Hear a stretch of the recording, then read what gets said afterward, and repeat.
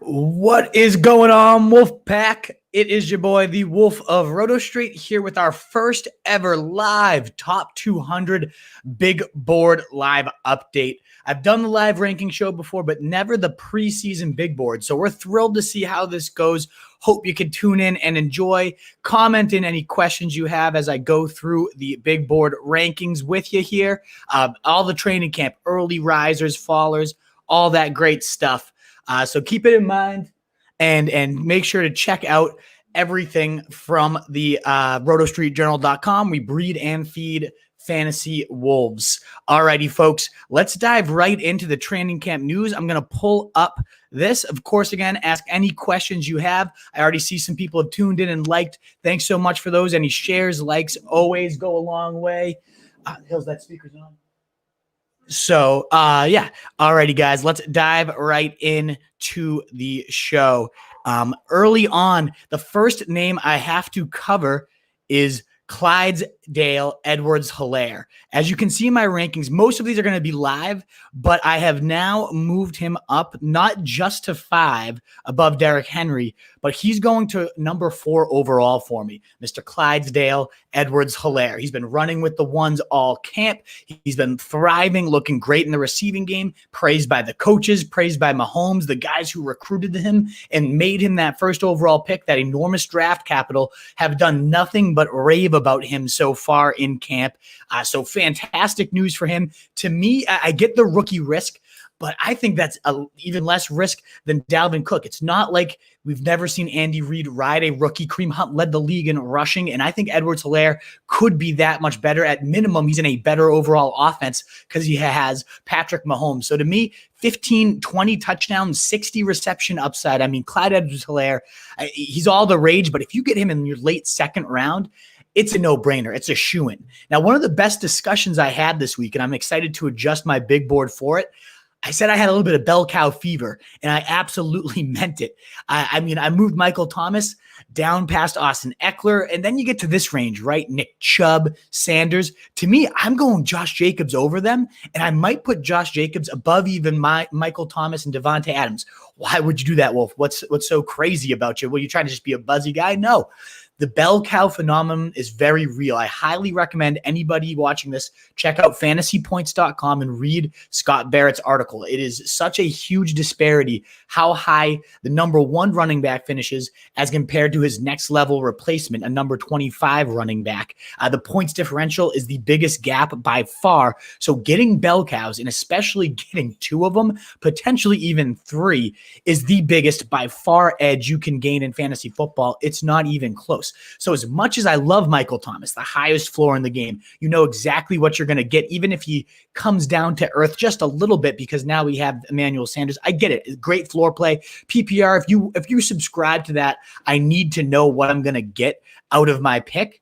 Then you go Michael Thomas. But to me, I love we're playing this to win the game, and the biggest edge is bell cows. So to me, I can justify going Josh Jacobs over MT. You know, the injury risk here with Miles Sanders week to week, we're going to cover him later. Ultimately, all the praise from Doug Peterson, Deuce Staley, that he's going to be the absolute feature back. I'm not that worried that he's missed time. I think he's going to be fine. They're taking it easy with him. I'd love to see him get out there and practice. I might move him below a sure thing like Thomas and Adams just until I see him get him out there. But ultimately, once he's back and practicing, I think I'm going to be having Miles Sanders right there with Chubb. Got some people tuned in. Good to see you. Anthony, getting Josh Jacobs in the second round. I totally agree. It's an absolute steal. And are you worried about Mixon holding out at all? No. He's at camp. He's thriving. Mike, he so far so good. Why would he hold out? Why would he show up to camp and then just decide to disappear? I think he's all about football. They're talking about how energized he seems. I love Mixon this year. Improved line with Jonah Williams, their first-round tackle, coming back. And then you got a better offense, obviously, with Joe Burrow, who's looked the part in early camp. It is obviously early. You don't want to have hyperbole, but they're saying he's in total command. So this offense takes a step forward. And then you look at how the coaching staff committed to Joe Mixon down the stretch. In fact, as I talk about Joe Mixon, call me crazy, but I think he's got a better shot at bell cow work. I know, Kamara started with so much weighted opportunity last year, then got hurt, and it all fell apart. But Mixon was the RB4 down the stretch last season. Once he took over, it was a ridiculous terms in terms of the goal line red zone usage spiked from 60% to over 80. His points per game, again, RB like 30 to RB4. And they've said, we really mismanaged this guy. Like, we should have used him better. So I'm all about Mixon. I'm not worried about a holdout. I'm not worried about him at all. His offense only has room to grow. And I think Zach Taylor is a legit coach from that Kyle Shanahan, McVay tree. If he decides to make Mixon the centerpiece he did for the end of last season, all comments so far he's going to, Mixon has as high upside, but potentially as even this tier. Now, I don't know if I'm going to move him in that tier just because there are some questions. He's right around this Eckler, Drake, although I do love Kenyon Drake, getting used. I'm not buying that Edmonds, he's the, RB1 as well type of talk. No, it's the Kenyon Drake show. They've operated as a one-man backfield. So to me, I'm going to have Drake. I'm going to have Eckler. And I think even Jacobs. I mean, everything out of camp so far too is that 60 reception upside is not hyperbole. It's not just, coach speak. He's really thriving and being used in that game so far. I love it. Josh Jacobs, the only thing that didn't happen last year was the receiving usage. So if they've seen the error in their ways and they're going to pepper him, he totally can handle it. I think he's going to be a steal in round 2 to where he's falling right now. These other bell cows, it's like, do I put them? To me, there's those 14 guys, these 14 RBs that are clear cut, like RB1 upside. Aaron Jones, the number 2 guy last year. It's a matter of how much does A.J. Dillon eat into his workload versus how much is it Jamal Williams who's losing it. If we get Aaron Jones for the same role as last year, damn, this is going to be too low on him. I am a little worried about the goal line usage specifically. I get you can take away 7 touchdowns and he still would have been a top 7 running back. All that great stuff. That there should be some receiving game aplenty for him. He's a great receiver. Let's think. You got to assume Matt LaFleur decides to actually use him, though. I mean, the guy was blowing up at elite levels when Adams was not in the game, and then he just disappeared in the receiving game. Why? What's up with LaFleur? And also, it's just like you mismanaged Derrick Henry for all those years. I'm not huge on LaFleur at generating a juggernaut. I don't know. I'm a little bit wary of them. So these 3, if you subscribe to the full-on bell cow or bust, could realistically go above Mike Thomas and Devontae Adams. I had some great back and forth on Twitter about that this week. And if you guys let me know what you think, would I be an absolute nutbag to go for that? But to me, again, the big news, Clyde Edwards-Helaire is 4th overall after just thriving in that role. And that's kind of my philosophy on bumping down Adams and Thomas. And I feel like even if I was at the turn, I wouldn't go Thomas Adams. I would sneak in one of these bell cows. Normally I have Chubb, who is falling above these guys, but he's falling because he's got a concussion and he's out right now. So why don't we actually cover that topic? Because Chubb's down a little bit and Kareem Hunt, in his absence, is thriving with the ones. Old Kareem is back. All the reports are the guy's in insane shape, and he's just, dominating as you'd expect. Kareem Hunt's one of the best backs in the league. You look at any measures, and I'm already pretty high on him here. 55 overall. I don't know if I can bump him too much more above some of these guys I love. Sutton, Cooper Kupp, Robert Woods, Terry McLaurin, Juju Smith-Schuster, DJ Chark, Hilton Brown. I mean, it's right there for me. Now, if it's becoming like there's going to be a near even split, okay, I'll have to reconsider. Quick coffee sip. Some delicious cold brew there. Kareem Hunt, though, huge upside. Obviously, the handcuff upside, top 3 if something happens to Chubb. But if he's just getting some great receiving work as well, he's the only mid-round. We had a great show last night. Shout out to Tarantino, Tailback Tino, and Kendall Brown. You guys did an awesome job. Came into the Wolf's Den, our new writers, mid-round league winners. Check that show out if you haven't seen it. We talked about how Hunt's, my only acceptable RB because of the upside receivers you can get in these rounds. I am going to bump up Parker over. Oops, what did I just moved tier 4. I do got to get this back up here. My fault. I apparently had something clicked. Back down here, I am going to move Parker, who I'm much higher on than the consensus, above Keenan, based on last night's discussion, even maybe over Odell. Very high on him too. So any guys you guys tuned into the audience, I'll keep bouncing back and forth between the comments and the points, the risers and the fallers that I want to make. So as I'm scrolling, you see something that seems off. If you're looking at this screen and you're like, Wolf, You're a moron. That's why I do the live show. Get at me. Let's go. Let's talk. And I want to eventually figure out ways we can have you guys call in. So anybody who knows how to do that, let me know as well. But yeah, anything you see on the screen that you don't like, send it my way. I want to keep pulling you guys up all your questions. As degeneracy of me say, again, Josh Jacobs round 2 has been an absolute steal for any of you guys that are doing that. So again, not worried about mixing. Are you a get your own handcuff guy or grab others? I think it's a great question, DiLorenzo. It's something that's been covered quite a lot on Twitter. And I mean, I see both sides to it, especially with the COVID situation going on right now. And then I'm going to get back to the big board and Kareem Hunt guys. But ultimately, I avoid typically getting my own hand. I just go for the highest upside guys. So in this year, it's like, okay, if Drake goes down suddenly, I want to make sure I have Chase Edmonds. But what are the odds that Chase Edmonds also has COVID if that's the cause of him going down in hindsight? So is it wise to invest in it? You give that yourself that kind of security plan, sure, but ultimately, is that security plan all that secure this year? It's a weird year. I think I am going to go lean on more so getting my own security plans, just because if Drake has a 99 temperature suddenly or 100, whatever the degrees is, and he's out, hopefully Chase Edmonds comes right into my RB1 and I don't miss a beat, because that can cost you a week out of nowhere without any type of backup planning. So I think this year I am getting my own guys in addition to upside other targets, but there's some other late round guys I'm going to cover too that I like. But back to Kareem Hunt, folks. Let me just get this comment. Oh, wait, there we go. I can't put him above these wide receivers. Maybe Marquise Brown if I already had 3 great guys at wide receiver. I'm going to put him above some of these high upside quarterbacks and tight ends, though. I love him here. Right there, I mean, honestly, I can see him having more value to your team than a Le'Veon Bell. So I'm about it. I totally am into the Kareem Hunt train. This is about like 20 spots higher. You can get him in round 6 and 7 often. So just take note that Kareem Hunt is definitely an early riser. And Chubb's, -5 here.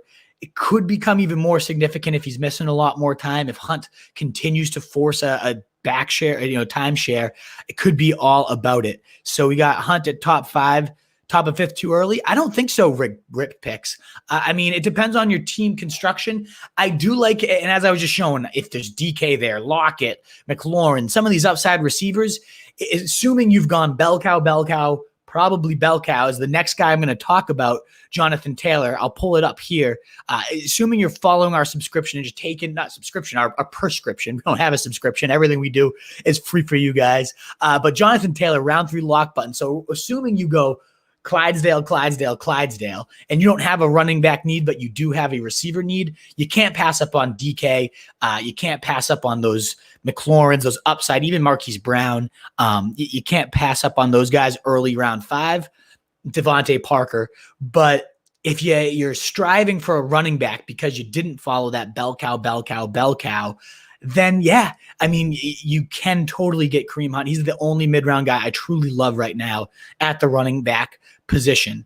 But back to our topic here, the bell cow, the guy that's going to make that possible. I bumped him up, so I want to do most of these live, but I couldn't help myself. Jonathan Taylor, all the way up to 26 overall. Look at who I put him above. Kenny Golladay, Allen Robinson, Amari Cooper, DJ Moore, some huge name wide receivers. And the reason being, the hot hand comments that have been coming out. And I know that seems just so ridiculous. Okay, why wouldn't you do that before? But if it's only going to take, the beat writer saying Frank Reich will commit to this guy as if he has a couple games in a row where he's really thriving and the offense is clicking with him in there, how's he not going to thrive? This is an elite rushing talent behind a elite offensive line, the best in football, especially in terms of run blocking. I think Jonathan Taylor is going to feast every opportunity he gets. And that's not to say Marlon Mack just disappears and isn't a guy. I mean, Marlon Mack is solid. He's definitely been a better, probably better than average running back in the league so far. But Jonathan Taylor is just that much better. He's freaking 230 pounds. You've seen the pictures of the guy. I thought it was a defensive end at first glance, and he runs a 4.3 940, 99th percentile, ridiculous size, speed, freak athlete that is not just an athlete, but an actual workhorse. We've seen him go for over 2,000 total yards in, 3 straight seasons? The guy's an insane runner behind an insane line. I love the line by Ray Garvin, our Ray Q, unbelievable line, just saying we mustn't overthink Mr. Jonathan Taylor. Like, let's just be smart about this, guys. And in that sense, he, in terms of round 3, otherwise you're looking at Melvin Gordon, who I'm going to bump down in a little bit. Leonard Fournette, Lenny, come on. Like, Chris Carson, I like, but give me the fresh, young legs behind the best offensive line in football.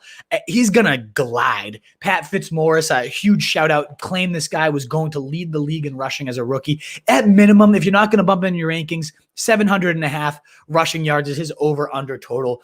I think he realistically could double that. So Jonathan Taylor, to me, is the round 3 lock if you're trying to go to that running back route. If you have McCaffrey and you go like running back Kelsey, Jonathan Taylor, I mean, you got a safe floor guy too, Zeke. If you have somebody that you know what you're getting at the top, why not take that stab on JT? There's so many great receivers. Like, and again, I love Allen Robinson, 200 target. He could be a monster. Evan Silva on the pod, convinced me that I need to be higher on Allen Robinson, and he's up here for that.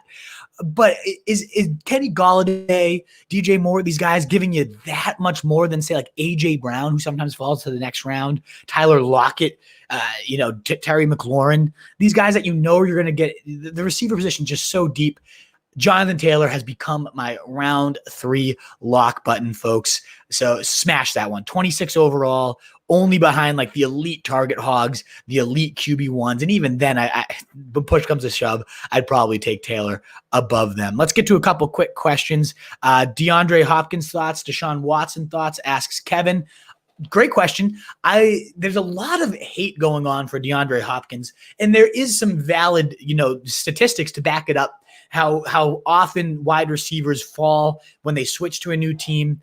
I just think this is an elite talent. In fact, switching to new teams, like we've seen him switch to 3 different crap quarterbacks, TJ Yates, Ryan Mallett, Brandon Whedon, and put up, I think Brian Hoyer was the highlight, the Mona Lisa of his quarterbacking that season. And he still put up like 111 yards and 111 receptions and 1,500 yards. And was a dominant force. So I'm not buying that the switch to teams is suddenly to Kyler Murray, nonetheless, probably the second best, potential to be the best quarterback he's ever played with. Let's see how far he takes a step forward this year. I like Hopkins a lot here. Now, he's had the hamstring injury. You do have to build that rapport, the historic studies against him, but no offense targeted wide receivers at a higher rate.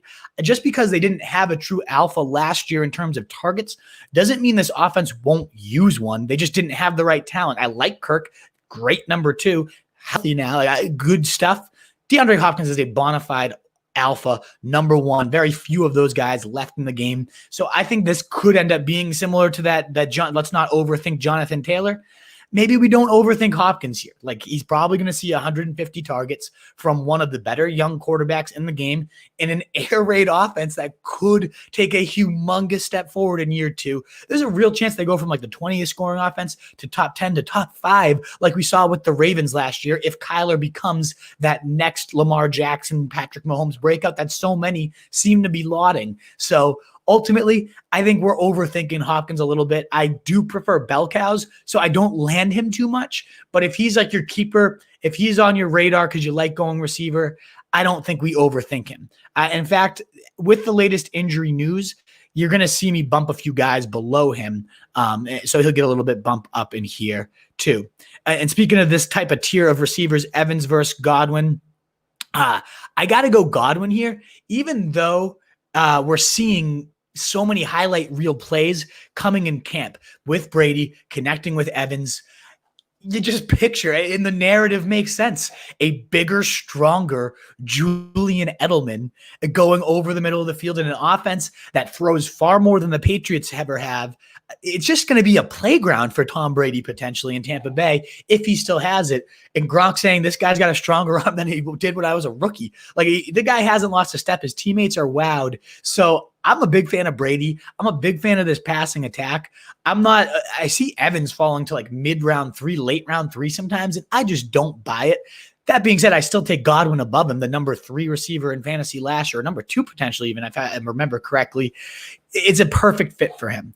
And guys, keep the questions coming. I'm going to dive into a couple more talking points, but I love all the questions. Anybody out there, if you don't mind liking, sharing, retweeting, again, that means the world to us. I'll sit here and do this all day. This is my plan right now. So get the questions, keep them coming. But any help with likes, shares is so much appreciated. And thanks so much for your time tuning in so far. Next guy I got to cover, and I think he's definitely too low in my rankings right now, Mecole Hardman. So first, let's address while we're up here, Tyreek Hill, hamstring, no real big concern. I don't think we got to start knee-jerk reacting and moving people, but hey, Julio Jones safer, Kelsey a bigger edge. Maybe Hopkins after just raving about him. I like it. We'll revisit and make sure. But Mecole Hardman now getting increased times with the ones, already was getting increased time with the ones just because he's an absolute freak, but now is getting even more guaranteed run because he's got Tyreek Hill out. And to me, it's not Sammy Watkins that fills that role. It's obviously not Travis Kelce. Mecole Hardman does what Tyreek Hill does better than anyone else on this team, not named Tyreek. You could put him in the backfield. You can move him out wide. You can give him reverses, screens, all that creative, get the ball and let him do his thing. That's Mecole Hardman track star style. The guy had ridiculous stat here. Covered this with Ian Hartitz on his podcast, Pro Football Focus. Pleasure, by the way, Ian. Thanks so much. If you guys don't tune into that pod, Ian is an absolute baller. But we talked a lot about Mecole Hardman. And, 40 plus yard touchdowns. He had 4 of them, tied for the most in the league alongside A.J. Brown, some insane playmaking talent. A.J. Brown, Tyreek Hill as well, Kenny Golladay, Stephon Diggs, and Hardman. Hardman had less than half the targets of any of those guys on only 26 receptions. 4 of them went for 40-plus yard TDs. That just tells you how much of a playmaker this guy is, the type of athleticism he brings to the table. And you're playing with Mahomes. We've seen Demarcus Robinson, Byron Pringle have big games. Anyone can have big games with him, never mind a world-class freakish athlete. So when we're stocking our bench, which is where Mecole Hardman's going to be. So let's find him first of all, because he's definitely too low. But we're talking rounds, 8 to 10 to 12. You're just stocking your bench at this point. So you want to ask yourself, if X happens, how high up would Y be? And to me, obviously above Deshaun Jackson. Now let's look here. I love Emmanuel Sanders. I like Jamison Crowder. And, if I needed a starter, I would lean those guys. But Deebo Samuel, going to be missing time. I'm not going to take a quarterback above those talents. I'm not going to take James White above those guys. Maybe Phillip Lindsay, because, all this news coming out on Gordon we'll cover in a little bit. But you got to love, round 10, Mecole Hardman. If you've got your receivers set, you got a potential safe flex option, shoot for the fences. This guy is now running with the ones. He probably will remain a starter. And even if not, if we ever do get a Tyreek Hill out, it's a smash play. You hit that lock-in button and you don't think twice. So I'm a big fan of Mecole Hardman. And just obviously the increased time with Mahomes to build that rapport does not hurt in the least. I also am getting very high on Jonnu Smith. Let's find out where he is right now. I bumped him up earlier this week, so this is probably right around where he's going to go, but I said it, and I meant it in the tweet. I bumped him above Rob Gronkowski, and it felt damn good. So, yeah, he's right in this Hardman range. I definitely would take some upside receivers above him, but I love everything we're seeing for this guy. Let's talk about freak athletes. Maybe the most athletic tight end in the 90th percentile for everything. Speed score, burst score, all on player profile. The guy rips it up as an athlete. Most yards after the catch per reception after only George Kittle. George Kittle leads that category, but right after him over the last 2 seasons has been Jonnu Smith. You don't want my word for it. Take Bill Belichick, the GOAT mind in all of football, said Jonnu Smith is the best after the catch tight end in football before their playoff meeting last year. The guy has ridiculous upside and ability. Now, is he going to get the usage? He didn't get it last year when Delaney Walker was out. This is a different offseason. He has a whole time to build a rapport with Ryan Tannehill, which he's been doing all offseason. They've been going to the park, forming that, and then you get the coaches saying, it's fun how many creative plays we can draw up for this guy and the different ways we're going to use him this year. I get, he was an every snap guy when Delaney went down last year and never blew up. different offense, different rapport, year 2 under Arthur Smith. He's going to have some creative usage. They're talking about a lot of screens that he's been thriving in camp. So to me, you're looking at upside tight ends. And that's how I really like to attack this position, is taking 2 late round guys beyond round 10. Like, as much as I have him up here, you're not going to have to take him here. He's not going till round 12, 13. I like to try to find those, Mark Andrews of last year, George Kittle just a couple seasons ago. And I follow those trends. Yards after the catch per reception, both for Andrews, both for Kittle. You see it with Jonnu. All we need is usage. And you're going to tell me Corey Davis, motherfucking loser, is going to take the snaps away from Jonnu? Like, screw Corey Davis. Anybody out there still drafting him, please send me a message and tell me why. Joke.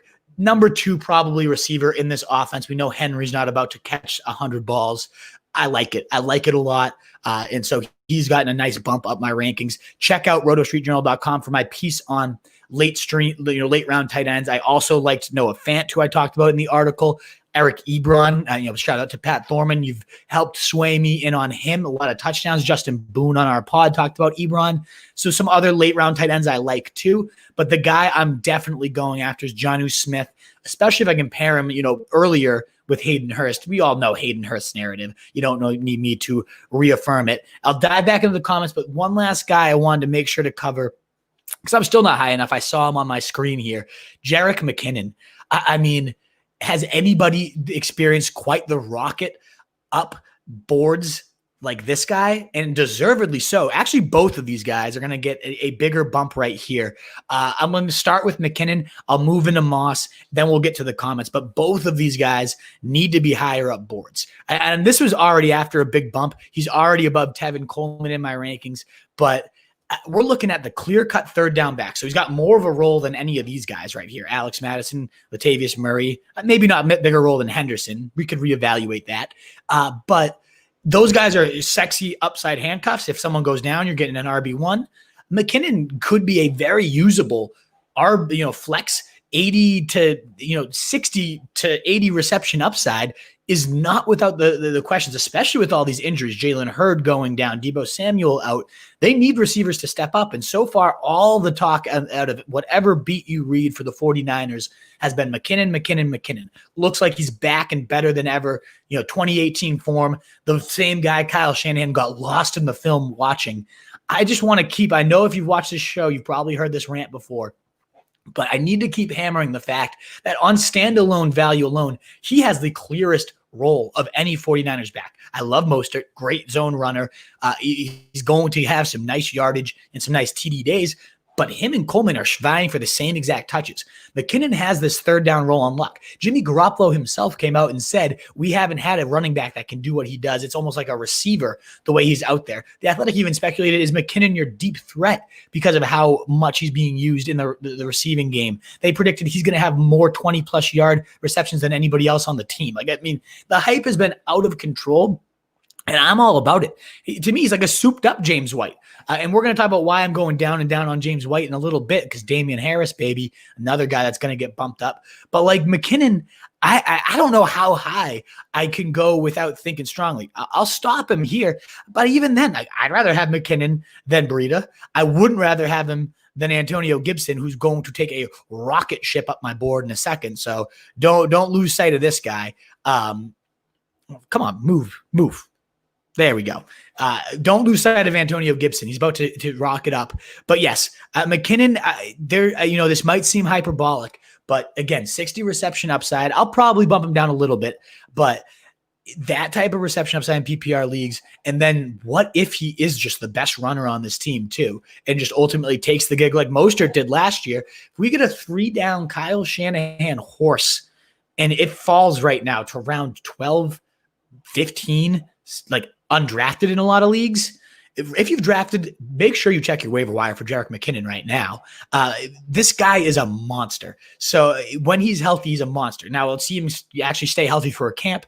Great, valid. He could tear his ACL tomorrow, and this would be nothing. But to me right now, the upside is enormous with Jerick McKinnon. So make sure that you see it. I can't take him maybe above Hardman in good faith. But this whole range here depends on your team. These are some of my favorite stabs for upside. And of course, again, you don't have to pay this price for McKinnon. This is how I'm valuing him right now. He's going to go in round 14, 15. Just make sure you have his name circled. Let's get back to some of your questions, comments. I probably have some people saying, how much did you smoke this morning to do that? Some people agreeing they like Godwin more. Taylor, the starter in Indy from the start. Otherwise, I wouldn't take him. Probably not. No, they've already said it's going to be Marlon Mack entering the season. It's just a hot hand situation. So when we meet the Jaguars week 1 and Jonathan Taylor goes for 120 and a TD on the first, 2 times he gets the ball, it's going to be his job much sooner than later. And if he's your running back 2, okay, maybe not. And he's falling around 4 right now. So you want to take the risk. Take him in round 4 if you think you'll get him there. But ultimately, he's an absolute stallion behind the best line. It's not going to be long until he takes over. I don't want to overthink this one. Good morning, Giuseppe. Great to see you, man. Got a nickname, Taylor Home Improvement, right? Oh, yeah. My first 3 picks from my last draft, Kamara, CEH, and Jacobs, unreal in a PPR. Have to go RBs first. And that's for the team. You tuned in last night. I was like, what was his running backs? It was ridiculous. Kamara, Helaire, Jacobs. I'm not even that high on Kamara compared to the consensus, but obviously, I'd take Helaire before him. So you're ultimately thinking, did he get Kamara in round 2? Okay. And Jacobs in round 3. Just a joke. Your team was sickening, Giuseppe. Just rub it in everybody's face. Hey, can't watch. I will later. And it says Derrick Henry 5 is 6. So I'm going Helaire, especially in PPR tunes, which is what I know you are, full PPR. Leaning Helaire. I wouldn't be scared of this rookie. We already raved about him, so you've already heard the reasons why if you're rewatching. But I go Helaire there. Might want to take another look at Gallup 93. Are you saying, I'm too low on him? I don't see the ceiling. I think CeeDee Lamb's a monster. And I think this offense is going to be unstoppable. I think it's a huge aerial pie. So there are very real situations. All of them blow up. I'm going the cheapest one. I'm going CD, freak after the catch. But let me know. Come at me, degeneracy. Let me know why I'm too low. I will be glad to post it and respond. Grab him as well in the 12th pair you're suggesting as a backup to Kelsey. Jonnu. Glad to hear it, Mitchell. Good move. Thoughts on the Raiders receiving core? You drafted Ruggs, and then I'm going to get back into the other comments. Keep them coming in, guys, as I go through this. We're just going to keep updating the board until it's perfect for your drafts. I drafted Ruggs, then Mr. Sleeper of the Year, Bryan Edwards. I think it's great to own them both and see what happens. I think they're going to be in a lot of shootouts, so I think there will be some serious receiving upside to come out of there, Anthony. I like Bryan Edwards. I like Henry Ruggs going into the slot. There's a reason that both could break out. We'll talk about Bryan Edwards now. How about that?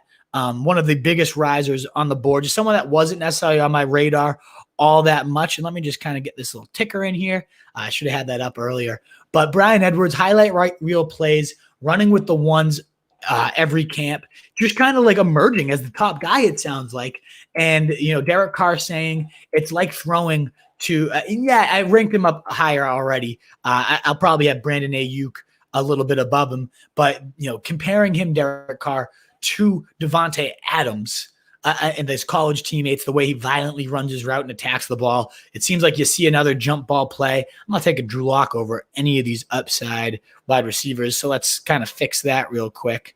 I love Bryan Edwards. He's already been bumped up big. He was someone that was outside my top 200 to a guy I'm clearly trying to get round 15, 16. I want McKinnon first, clearly the upside sleeper of the year now. But I do love me some Bryan Edwards. Another guy that is going to get bumped up right now. All these rookie receivers are really showing out. I mean, it was a historic class. I did say, though, I was going to return to Zach Moss. So let's get back to this guy who I'm far too low on at 119. So far, and shout out to hat tip to Evan Silva, retweeting an Athletic article about how Zach Moss in early camp is showing far more than Devin Singletary. Singletary fumbling, struggling to read the blocks. So he gets benched and Zach Moss comes in, and what does he do? But eat. So, I mean, right now you're buying him at a price that if he only gets Frank Gore's role, somebody out there shouted out, I forget exactly the number, but ridiculous amount of goal line touches and a ridiculous low conversion rate. Zach Moss is a bull. So if he gets that Frank Gore goal line role, and again, shout it out if you know the exact numbers, it's going to just already be paying off at, below 100 right now. I'm going to keep bumping him up, actually. I think he belongs above James White at this point because the guy is a bulldog. He can catch the ball very well. I think he graded out like first in terms of yards per route run by Pro Football Focus. One of the top charted guys in Graham Barfield's yards created. So many metrics favor Zach Moss. And now you're getting a sense that maybe he could overtake Singletary, not just compliment him in a Frank Gore role, but beat writers speculating, it's early, but there might be some games Zach Moss just takes it over. Similar to kind of Jonathan Taylor over Marlon Mack. Why, I'm higher on Taylor just because he's a freak. Zach Moss is not Taylor, but he's a very good back. If there's the chance he takes over this, I need to, be a lot higher on him than I am. So he's going to be a guy that keeps rising up these ranks as I evaluate them. But also I need to be a lot lower on Singletary, and I'm already not very high on him. I hate David Montgomery, as any of you guys know here. I'm not, but if he could lose the gig Singletary, like, why wouldn't I go after a higher upside guy like Antonio Gibson? Like, it's not going to win me any contest because the guy's going to get his touches, but is it ever going to be usable? Is that, he's like an expensive Jordan Howard and Matt Breida in a way. It's just a timeshare guy that could lose the job at any point. So I got to be lower on him. We'll see exactly how low I go later. I got to be higher on Zach Moss. I'm not going to put Moss ahead of Singletary. I do think Singletary opens the year as the starter, but you won't see Singletary on too many of my teams. And conversely, with Moss as a nice discount right now, I could see myself landing him quite often. So make sure you just note that with your Buffalo running backs as you enter your drafts this weekend. Who else? We were just going to talk about, let's talk about Gibson. That's who I want to get on here. Antonio Gibson, because we just saw him in here, and you've already heard me rave about the guy. Freak athlete, just in the mold of Jonathan Taylor in terms of size, speed freak. Played receiver, so a hybrid type of guy, was drafted as a running back. And so far out of camp, the one question with him is, why was he only getting 70 touches if this guy is such a ridiculous, like, world-changing athlete that can break the game? Why has he only touched the ball 70 times across his career? I mean, I don't know. He broke 33 tackles on his 70 touches, a ridiculous, like, league-leading rate by far. Made highlight plays anytime he saw it. I don't know why he wasn't used. I wish I had a better answer for you. But the matter of the fact of the matter is, it seems like he's about to be used, and be used quite heavily based on every report. In fact, they call it as if the quarterbacks have Antonio Gibson on speed dial, the way he's getting peppered. He's using the run game at the goal line, getting split out wide, jet sweeps, screens. It's like he touches the ball once every 2 to 3 plays. And now we're getting that, talent is about to meet usage for the first time. We have no idea what this guy's ceiling is, but we do know he's created out of the lab. I have no interest in finding what David Montgomery is going to do on his touches. I like DeAndre Swift. I like Swift more than Akers. I even like Gibson more than Akers the more and more I read about him. If he's going to be highly used, and let's say Alex Smith, everything coming up well for Alex Smith right now, he notoriously loves to check down, play safe ball. It's going to feed right into Gibson's game if he's the guy coming out of the backfield. Now, I know McKissick's also getting praise. AP is still the number one. Bryce Love ran with the ones. So it is congested. It is not a clear-cut backfield. But the fact, again, they're kind of just force-feeding Gibson, seeing how he responds, and every report is that he's only met it and exceeded expectations. It's like, all right. There's not higher upside. Like Hunter Henry, I don't want Hunter Henry over these running backs. Like get your fucking ass out of here. I don't want Jared Cook over these running backs. Give me the running backs, the potential bell cows. You gotta love Antonio Gibson and everything happening around him. Tyler Boyd, another guy rising huge up the ranks as AJ Green falls down. I'm gonna bump AJ Green. I'm not going to take AJ Green above these running backs. I get that they have their questions, but I'm not taking AJ Green above him. I bumped up Boyd, who was significantly lower in my rankings, about 20 spots earlier this week. All the reports so far, I got to keep him climbing here. I got to keep Edelman climbing here. I don't want Cook. I like Cooks. I'm not going to take him over those guys. But I will take Tyler Boyd over Stephon Diggs. And here's why. AJ Green goes out, sure, obviously just from a target standpoint, big for Tyler Boyd. But also even more important, with a rookie quarterback in his first NFL action, trying to get a rapport chemistry down with whoever he can, not having that time with AJ Green could be hugely detrimental to AJ and conversely hugely beneficial to Tyler Boyd. All the reports so far, Tyler Boyd has been thriving on the increased workload. He's become, as he has been the last 2 years, the clear-cut number one receiver here. And he's the guy that Joe Burrow looks to when things are breaking down. Intermediate routes, short routes, like all over the field. Boyd is just the leader. So ultimately, you put some stock into that, especially with Green gone. The guy's been, look at his numbers the last few years, top 15. Like the guy was one of the most championship rostered guys a couple seasons ago. I'd rather have him than David Gross-ass Johnson. As we just talked about Jerick McKinnon, I meant to bump down, Raheem Mostert. Just he's not doing it for us anymore because as great as I think he is as a fit, it's, we should have bumped him down as we talked about. But again, Tyler Boyd, Cincy wide receivers, he's thriving as that clear number one. You got to pay attention to that. I think he's going to go very undervalued in drafts. You can get him as your 3. He's going to be right back to high-end wide receiver 2. Auctions, nobody wants him. You'll get him for cheap. Tyler Boyd, a great guy to have on the radar based on how camp has gone for him so far. And I'm just going to hit another guy you just saw down there, Ronald Jones. Clear-cut number one back, promised all he can handle, and so far that's been the case in camp. So, a shot at a true bell cow. I already know David Johnson, what he brings to the table. Yeah, he's got a smoked-out visor today, and he's looked jacked in the picture. Like, David Johnson's a piece of shit for last year. He's one of those guys you just don't go back in on after he screws you over in 4 out of your 5 leagues. So I ultimately know I'm biased. I will admit my bias up front.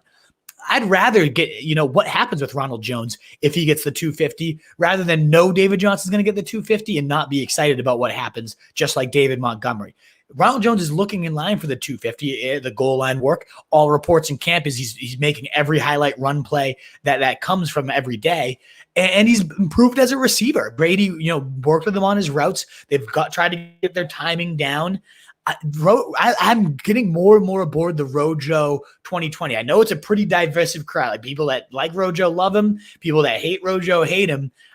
I'm starting to fall in love. What's not to love? I already raved about this offense and how many points they're going to generate, how many yards they're going to generate. It's a matter of, do they give him enough work at the stripe to make it matter? Can he capitalize on the 12, 15 touchdown upside he has, hit that 1K rushing? I mean, it's there for Ronald Jones. The line's improved. I like it. If he can knock down the receiving role. Now, LaShawn McCoy, a great pass protector, probably going to be in there for the majority of third down roles. But if we get bell cow Ronald in this offense, a bell cow in this offense, I don't care how good he is. Like, Leonard Fournette was a bell cow in a crap offense last year and still had a running back 7 season with everything going wrong for him. A bell cow is a bell cow, and Ronald Jones could be a bell cow. So, he's a guy you gotta keep bumping up, maybe not above Kareem Hunt, even though he's not a bell cow, not above Evan Ingram, but Ronald Jones, a nice bump up, a guy that I am getting behind here. Want to keep reading more and more about him in camp and tracking him, but the upside, the ceiling is very, very real for Ronald Jones, where he lines up here. Let's get to some of your guys' comments and questions. Big board update and Madden release day. What a Friday. AJ Green is your 3rd receiver. Thoughts? Great question, DiLorenzo. And yes, I'm glad you're enjoying the big board update. I'll do this every Friday just to make sure you guys are up to date for your drafts coming up. I'll have school at some point, so I might have to do it later in the day. But yes, I think this makes sense to do every Friday. I'm loving this. Keep the comments coming for me. But yes, and Madden release, great stuff. AJ Green's my 3rd. I guess I see the upside. Let's go back to AJ Green, actually, before we move on and see where I finalize him. I mean, I'd rather have the upside of Fuller. I don't want AJ Green that badly. I mean, I won't put him below John Brown, but the hamstring's already popping up. I waited on him all last year, and he screwed me over. I'm not sitting here excited about AJ Green as my third. I thought he was going to be my third all last year. He never showed up. He's already dinged up. Like, I get that he could be an alpha league winning number one if everything bends right. To me, it's getting more and more likely that it doesn't bend right, especially with Tyler Boyd thriving in his absence. So AJ Green, a definite big faller for me, not somebody I'm overly into. Degeneracy in me saying number 6. So we're talking about Gallup here in receiving yards a game, number 10. Yeah, and what has changed? CeeDee Lamb has come in. I guess I'm just way higher on CeeDee Lamb than most normal folks, most sane folks, some might say. But CeeDee Lamb, I just see eating into his workload. They call him an alpha. They call him a potential number 2. All at the shade of Michael Gallup, who's a great player. The guy did some great things, but a lot of it came in week 17 when it didn't matter for you. You look at like how often he was actually usable. It was pretty boom or bust. You had injured Amari Cooper for a lot of that too. Now he's back and healthy. To me, Gallup, sure, maybe he has the talent to take over that number 1 role. If he becomes the Devontae Jordy of McCarthy's scheme, goddamn, I am way too low. I think that's clearly out. Amari Cooper. I think he's just a true number 1 in every sense of the form when he's healthy. And I think CeeDee Lamb could realistically just jump in as a far better Randall Cobb was last year. And he's going to find so many easy looks. It's going to be tough to go away from. Never mind Zeke, Pollard at increased role. Like, it's just so many mouths to feed. The pie will be huge. I'm still not about it. Maybe it feels low. People argued with me last night. It's too low. But it's one that I'm not sitting here, that I'll go down on that hill. If Gallup blows up and is the number 1 and I don't have him, then shit, I was dead wrong. There's more upside to me. I'm not going after him. Random, but Brian Edwards over Ruggs by a long shot, says Dylan Adams, as we talked about the Ravens receivers. And is Debo going to be worth a grab before we get back into some more news and names? Yes, but it depends on the price. Like, who knows how long he's going to be out there. Whenever he gets back on the field, we already saw what he can do, and it's incredible. And that was as a rookie. So if we get healthy Debo, they're not going to rush him. There's no need to rush him. And that's going to lead us to talk next about Brandon Ayuk. So I'm just going to cue that up real quick. We'll get to Brandon Ayuk in a second. Debo is 100% worth a grab. He's a great player, great talent in an offense that fits his run after the catch abilities to perfection. A tough motherfucking runner. Like, I love watching Debo play. I want him on my team as a bench guy. Just a matter of who are you having to sacrifice? Who can you not take over him? So it depends on the price. If he's fallen beyond 100, let's look up where do I have Debo right now? And if it comes out he's going to go in the PUP, we have to adjust. But yeah, I like this, right here. I can't take McKinnon above him. Hardman, Debo, like I like Debo as long as it's not a huge extended absence, Jake Knight. That's what I'm going for here, right around here. But the risk lingers, and let's talk about some Brandon Ayuk action here. There's two camps of thought here, and I'm in the middle of both. So I want to flesh them out here for Brandon Ayuk. The first is Kyle Shanahan says he's further along than any rookie normally is. He's playing with the ones. He's getting moved all over, and he's responding as a number 1 wide receiver right now. Great. A good offense that should move the ball, could be in some shootouts. I like it. Then there's the Trevor Sikkema came on and it made some great points on our podcast about how, can he be that number 1? Does he need a number 1 there? Or is he going to, when he struggled in college, it was against press coverage. It was when they could get to the line, get their hands on him. He didn't perform like a true alpha that could break from it. When you can move him all over, when you can put him in the slot, when you can scheme up touches and screens for him, he thrives. He's great. And that's what this offense is. So I like his fit in it. But are they going to be able to put number 1 corners on him and take him out of the games is a risk. Now, I'm not going to have him above Jalen Reagor. I want all of these wide receivers, though, not Sterling Shepard. Mike Williams, I like Ayuk more. I like all these guys above these running backs. So keep bumping these guys in. I like them above these quarterbacks because, again, quarterback, I'll take Teddy Bridgewater as my 1 in the last round. You don't need to hear that rant again, but I don't need those quarterbacks. Kerryon Johnson, like, this is some guys that why draft them? What do they bring to the table? There's those guys every year, just like, why? And I'm going to go with these upside wide receivers instead. Brandon Ayuk being one of the more important ones. I like Reagor now above these upside handcuffs. This guy, we'll talk about Reagor. Let's stick to Ayuk. I think this is pretty fair range here, maybe above Ruggs because he's got a clearer cut role. We'll get to Reagor in a second. He's a number one potential receiver in a good offense right now. But when Debo comes back, is that a helpful thing? Does it hurt? We'll find out. But yeah, I like Brandon Ayuk. I'm going to bump down Marlon Mack and other those guys. Why do I have Marlon Mack on my team? Good back. It's Taylor's show. I don't need these tight ends.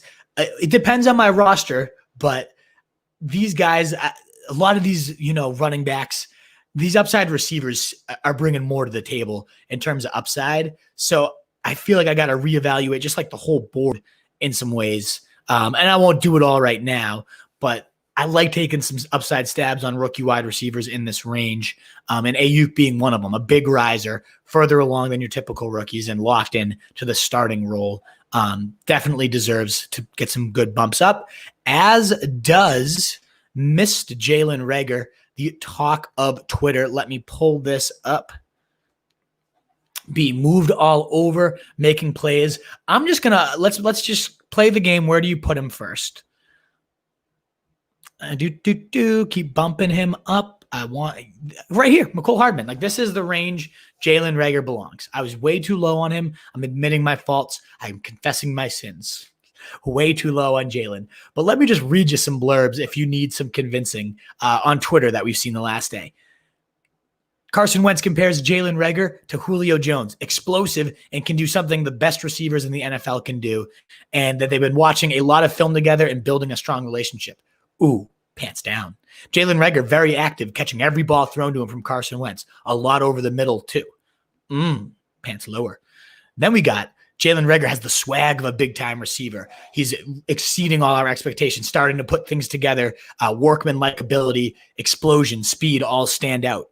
Oh, getting great. But now what I even like more, he's lining up at X and 2 receiver stats with the 1. So clear-cut, locked-in starter, and then kicks into the slot for 3 wide receiver sets. So he's not ever coming off the field. He's clear alpha already, moving all over the place. He's their number 1. So what's else to love? The guy has been just a ridiculous receiver at the college level because of his freakish athleticism, despite having by far the worst QB play in the at NCAA. I need to get a little bit higher. What am I doing with them down this low? Again, you get to this Sanders, Crowder. Are they going to be more useful week to week? Maybe. But give me the shot of the guy that just freaking explodes. And that's Jalen Reagor. It could totally be Jalen Reagor. So I'm all about him. And I think this is going to be huge. I think it's huge for Wentz to have this element as well. I think he needs a little bit of a reconsideration. Where do I have Wentz? I might have him, I'm going to bump, Josh Allen struggling in camp. Breeze is Breeze. I like it. But Wentz, with some number 1s now, I think we see that you get that vertical element back to your game. And we could see a return to that MVP, what was that, 2017 Wentz? We had 33 touchdowns in only 13 games, was on pace for over 40. That could realistically happen because that was with Torrey Smith stretching the lid. Now you got a healthy Djax, who was apparently as fast as he's ever been. Plus you got Jalen Reagor thriving in this early role. I love Jalen Reagor. We'll be writing about him, Zach Moss, some of these guys throughout the weekend to make sure I have all my thoughts fully recorded. But yeah, there's nothing but praise for the guy getting moved all over, clearly ahead of pretty much everybody else, even with all these other receivers like J.J. Arcega returning. Jalen Reagor's been well above all of them. So make sure he is high on the radar, folks. I'm a guy that definitely needed to be covered. Other than that, we've kind of covered, we talked about Rojo, Zach Moss, a few other sleepers, Brashad Perriman showing immediate chemistry with Darnold. So let's kind of dive back in here. Not Darnold. I could give 2 shits about Sam Darnold, but Perriman, 152. I mean, higher than consensus, but I think belongs in this range of Judy, Washington, some deep threats, maybe above James here, even though he led the Steelers in receiving. Everybody seems to forget. I like Brashard Perriman as a late round stab. The guy has so many metrics. Check out Evan Silva's recent tweet, like second in yards per catch over the last 2 seasons. I know that, 40% of his catches went for 20 yards and like 23% went for over 30, which were both the highest rates in the league. He operated as a true alpha for the games that he was featured. And so far he's been featured at Jets camp, 70-yard touchdown 2 days ago, 50-yard touchdown yesterday, just hooking up all over the place. Then you're also seeing gushing praise on Crowder. You're seeing gushing praise on Herndon. So it's like, okay, are we all of a sudden like in on Darnold and Adam Gase? No. So, I'm not sitting here saying you got to go after your Jets. Give me McCole Hardman. Give me the better offenses and the better upside because of it. But Perriman, again, operated as a true alpha last year, was on the most championship rosters of any team or any player, rather, in ESPN leagues, and could just pick up where he left off. He says we've only just seen the tip of the iceberg. Let's see if that's true. So far in camp, all reports are that he is thriving. And the last 2 notes, a very important one. I didn't mean to say this to the end, but Melvin Gordon down, Philip Lindsay up. I'm not going to go too high on Lindsay, but let's start with Melvin Gordon. Comes in, says, Denver is very, very real. The air there, right? The altitude. Comes in and says, I'm struggling. I'm not in great shape right now. Suffers a rib injury, gets knocked out of practice. Philip Lindsay, meanwhile, thriving, looking as good as he's ever looked. As much as I think the team wanted Melvin Gordon to be their bell cow, they said it right off the bat. Shermer, their new offensive coordinator, a bell cow breeder. That's why I have Gordon so high up here, is that I like the player, I like the talent, and I love a bell cow row in an offense that I think takes a good step. But everything so far, as he's missing time, Vic Fangio coming out and saying it's going to be unclear who our starter is because these guys are both going to get plenty of run.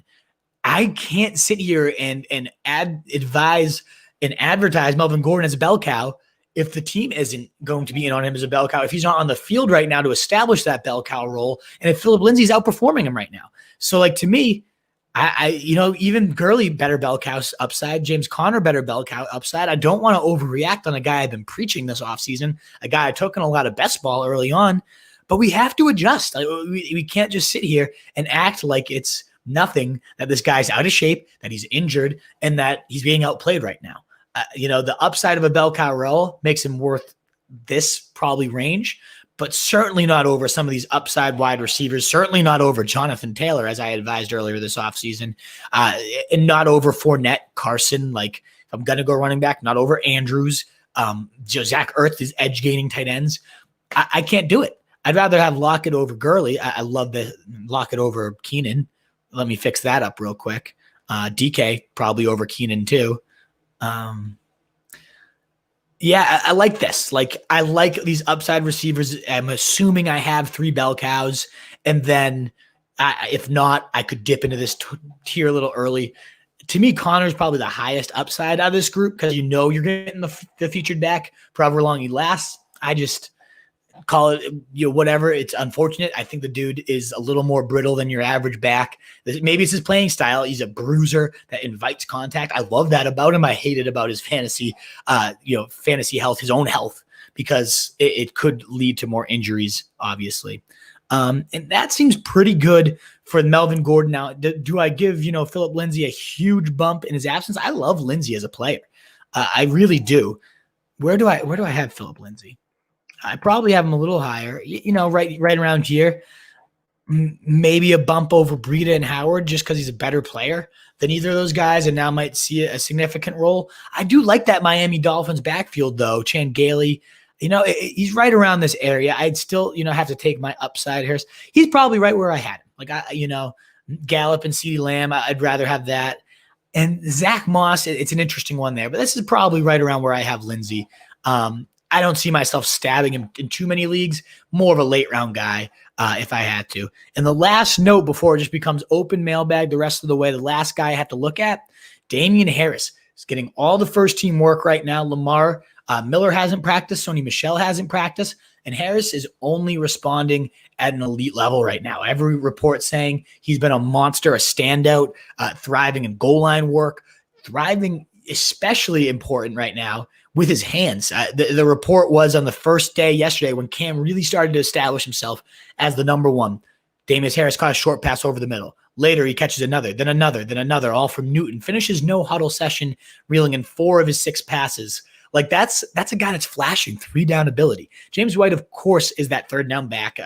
Could be even a split out wide receiver, but everything is that he's decisive. He's elusive in traffic, powering through the line for goal line touchdowns. Like this could the upside's there that he ultimately is that like 2016 LeGarrette Blount or whatever year that was, where Blount, nobody wanted him. Nobody was really thinking about him, but everyone else was kind of hurt. And Blount just was having a camp where he was steady, dependable, available, and ends up running in for 16 touchdowns. Like that could happen with Damian Harris. It's going to be a run-centric attack. We know that. So all this is to say, I'm definitely too low on him as the potential Patriots starter, 162.